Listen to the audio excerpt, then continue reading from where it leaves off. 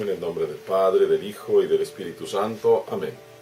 Evangelio de agosto 1, 2017, del Santo Evangelio según San Mateo. Jesús dijo a los sumos sacerdotes y a los ancianos del pueblo: ¿Qué opinan de esto?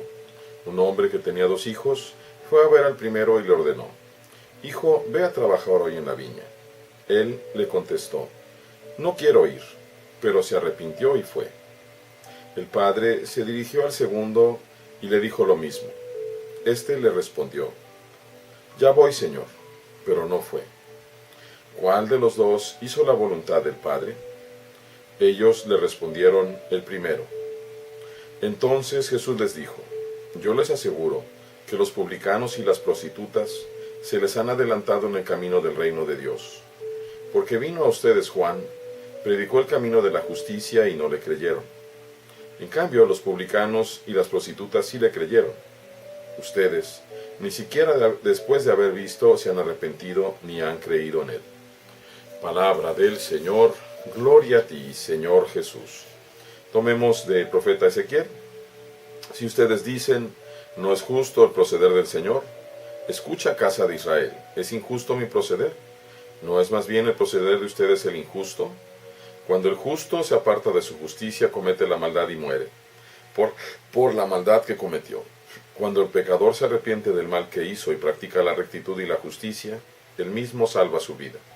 Si recapacita y se aparta de los delitos, vivirá y no morirá. Y de la carta de San Pablo a Filipenses: Si alguna fuerza tiene una advertencia en nombre de Cristo, una exhortación nacida del amor. Si nos une el mismo espíritu, y ustedes me profesan un afecto entrañable, llénenme de alegría teniendo todos una misma manera de pensar, un mismo amor, unas mismas aspiraciones y una sola alma. Nada hagan por espíritu de rivalidad ni presunción. Por humildad cada uno considere a los demás como superiores. Cristo, siendo Dios, se humilló a sí mismo y por obediencia aceptó incluso la muerte y una muerte de cruz. Muy bien, hoy el título de la homilía de este domingo es: El Hijo siempre hace la voluntad del Padre. Y en ese sentido tendríamos que preguntarnos si nosotros, consagrados por la imposición de manos, somos verdaderos hijos si cumplimos verdaderamente siempre la voluntad del Padre. Una primera pregunta. Y si nosotros todos, consagrados por el Santísimo Bautismo, verdaderamente somos hijos al cumplir la voluntad del Padre. Y ahí está precisamente la parte difícil. Por principio, si ustedes leen con su misal o su Biblia en mano, y si la están leyendo en castellano, van a pensar que me equivoqué. No es cierto. Corregí de acuerdo a lo que está escrito en nuestro original.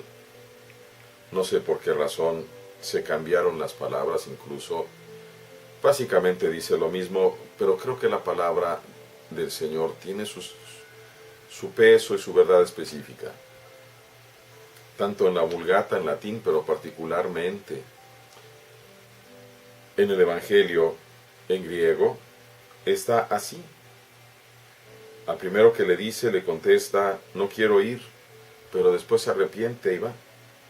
Y al segundo que le dice de los hijos, le dice: ya voy, Señor, pero no va.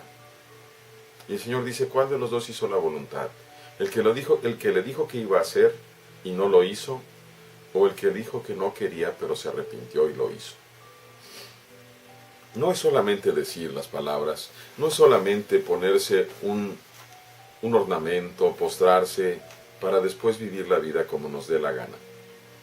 Inclusive engañando a todos y pensando que podemos ir engañando a Dios, queriendo sacar un falso balance de nuestra vida sacramental, de nuestra vida apostólica, como para decir: bueno, hago tanto mal, pero hago tanto más bien, entonces al final pues me queda un poco más de bien que de mal.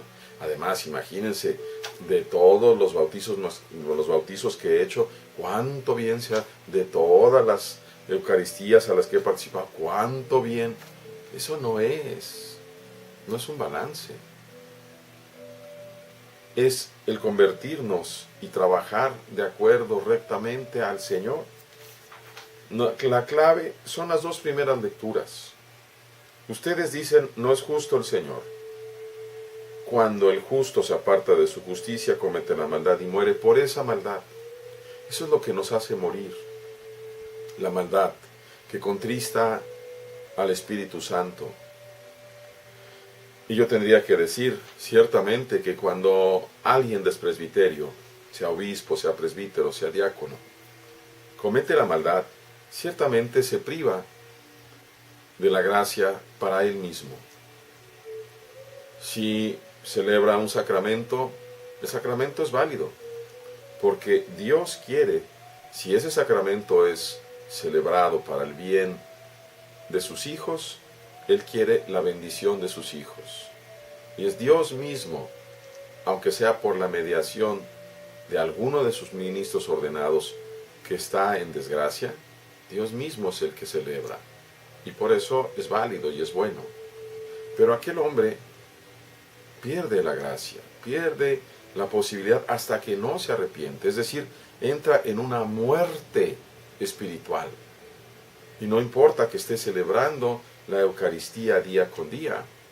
La Eucaristía es válida porque Dios la realiza a través de ese cuerpo que en espíritu está muerto.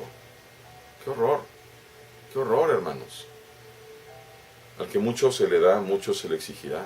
Al que mucho se le confía, se le exigirá aún más. Y lo mismo sucede con todos los que están consagrados por el bautismo. En cambio dice, si el pecador se arrepiente del mal y practica la rectitud y la justicia, él mismo salva su vida.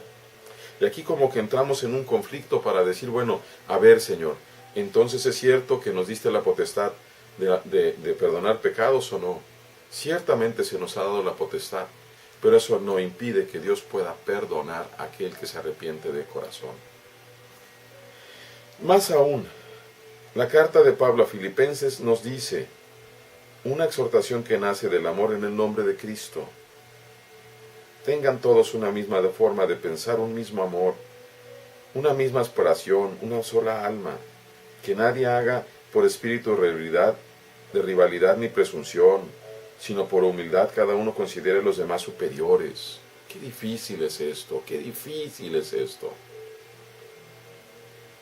Y nos da el ejemplo de Dios mismo. Cristo, siendo Dios, se humilló a sí mismo, tomando la forma de siervo, aceptando la muerte por obediencia, y una muerte llena de escándalo, llena de escarnio, llena de vergüenza, la muerte de cruz. Pero todo porque es necesario que el mundo sepa que Cristo ama al Padre, y porque es necesario que Él nos reconcilie con el Padre a través de su obediencia a la voluntad divina. Y después de ese ejemplo excelso, todavía tú y yo estamos pensando si deberíamos ser obedientes o no. Que la fuerza del Espíritu Santo este día, queridos hermanos, descienda con fuerza sobre nosotros. Que el fuego de su amor nos queme por dentro y acabe con todo aquello que es inmundicia. Que ilumine la oscuridad de nuestras tinieblas, para que con ojos claros y un corazón limpio podamos seguir paso a paso al Cordero, hasta aquel día maravilloso y sublime en que podamos contemplarle cara a cara. El Señor esté con ustedes, y la bendición de Dios Todopoderoso, que es Padre, Hijo y Espíritu Santo, descienda sobre ustedes y permanezca para siempre.